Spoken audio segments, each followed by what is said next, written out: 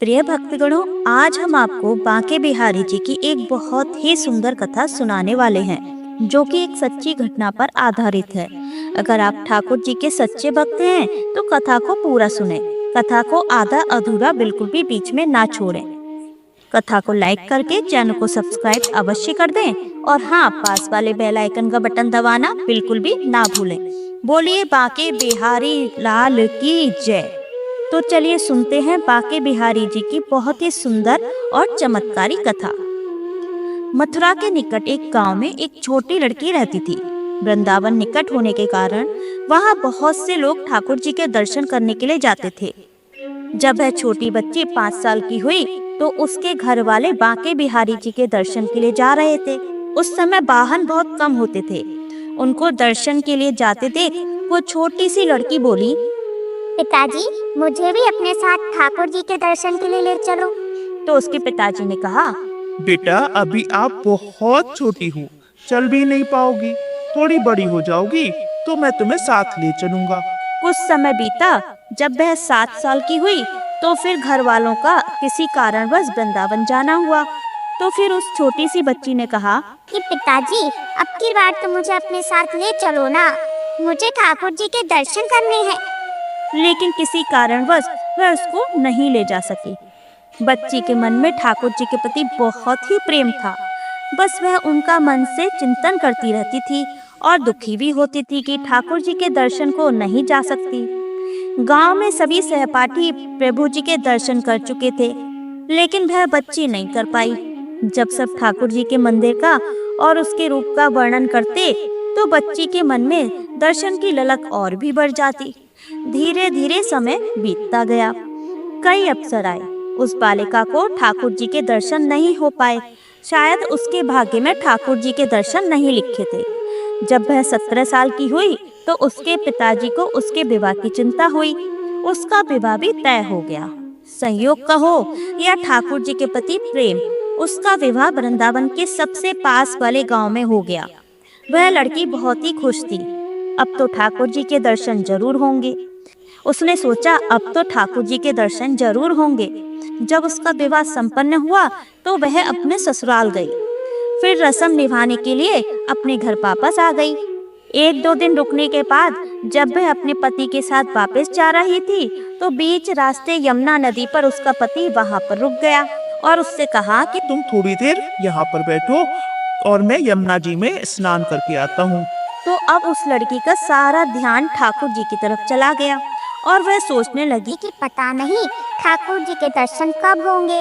उस लड़की ने लंबा सा घूंघट निकाल रखा था, क्योंकि ससुराल गांव में था, इसलिए घूंघट निकालना जरूरी था।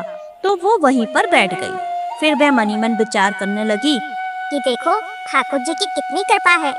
उन्हें मैंने बचपन से भजा है और दर्शन के लिए लालायित थी। उनकी कृपा से मेरा विवाह भी श्री वृंदावन में ही हो गया। मैं इतने सालों से ठाकुर जी को मानती हूँ, पर अब तक मैंने उनसे कोई रिश्ता नहीं जोड़ा। फिर वह सोचने लगी कि ठाकुर जी की उम्र क्या हो सकती है। मेरे हिसाब से तो वो 17 वर्ष के होंगे। मेरे पति 21 वर्ष के हैं, इसलिए उनसे छोटे होंगे। इसलिए वह मेरे पति के छोटे भाई की तरह हुए और मेरे देवर की तरह। चलो, आज से ठाकुर जी मेरे देवर होंगे। अब तो ठाकुर जी से नया रिश्ता जोड़कर उसे बहुत ही खुशी हुई और मन ही मन कहने लगी कि ठाकुर जी, आज से मैं आपकी भाभी हुई और आप मेरे देवर हो गए। पर वह समय कब आएगा जब आप मुझे भाभी भाभी कहकर पुकारोगे।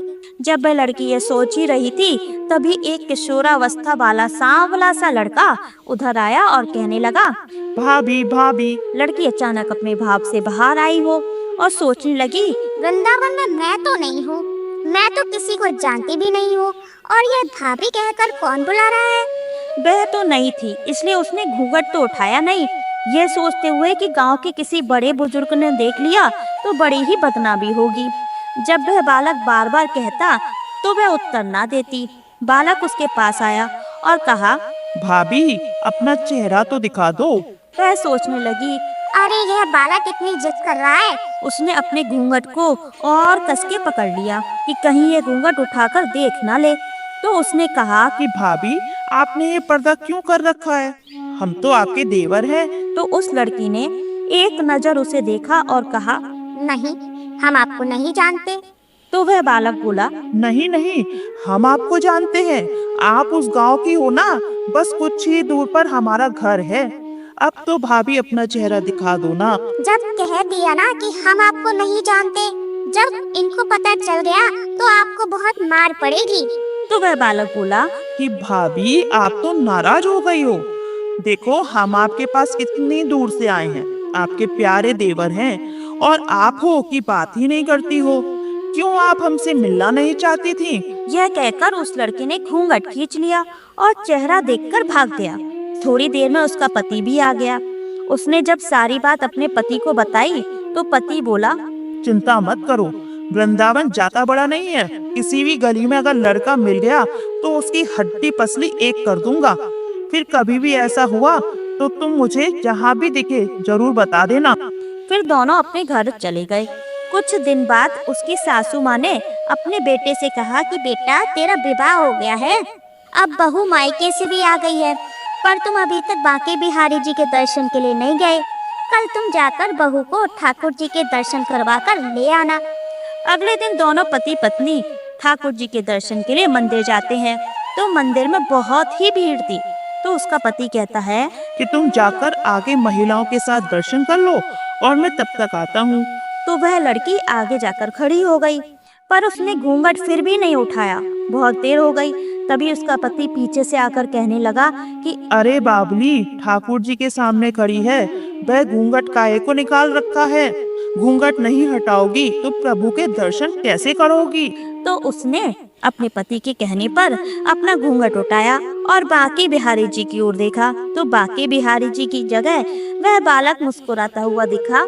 जब उसे वह बालक मुस्कुराता हुआ दिखा तो वह चिल्लाने लगी, अरे सुनिए, जल्दी आओ, जल्दी आओ। तो उसके पति ने कहा, क्या हुआ, क्या बात है? तो उसकी पत्नी बोली, उस दिन जो मुझे भाभी भाभी कहकर बुला रहा था ना, वह लड़का मुझे मिल गया है। तो पति ने कहा, कहाँ है, मुझे बताओ, मैं अभी उसे बताता हूँ। तो उस लड़की ने ठाकुर जी की ओर इशारा करके कहा, यही तो है आपके सामने। तो उसके पति ने देखा तो वह देखता ही रह गया। अत्यधिक खुशी के साथ वह अपनी पत्नी से बोला कि तुम धन्य हो, वास्तव में तुम्हारे हृदय में सच्ची भाव और ठाकुर जी के प्रति सच्चा प्रेम है। इतने वर्षों से हम वृंदावन में हैं, पर आज तक हमें उनके दर्शन नहीं हुए, और तेरे भक्ति भाव से तुझे आज ठाकुर जी ने दर्शन दे दिए, और तेरे साथ साथ मैंने भी ठाकुर जी के दर्शन कर लिए। इसलिए कहा जाता है कि ठाकुर जी से जो सत्य प्रेम से जो भी रिश्ता बनाता है, तो ठाकुर जी भी उसे जरूर निभाते हैं। बोलो ठाकुर जी की जय, बोलो बांके बिहारी लाल की जय। कथा पसंद आई हो तो आप सभी से निवेदन है कि कथा को लाइक जरूर कर दिया करें और चैनल को सब्सक्राइब करके बेल आइकन का बटन अवश्य ही दबा दें।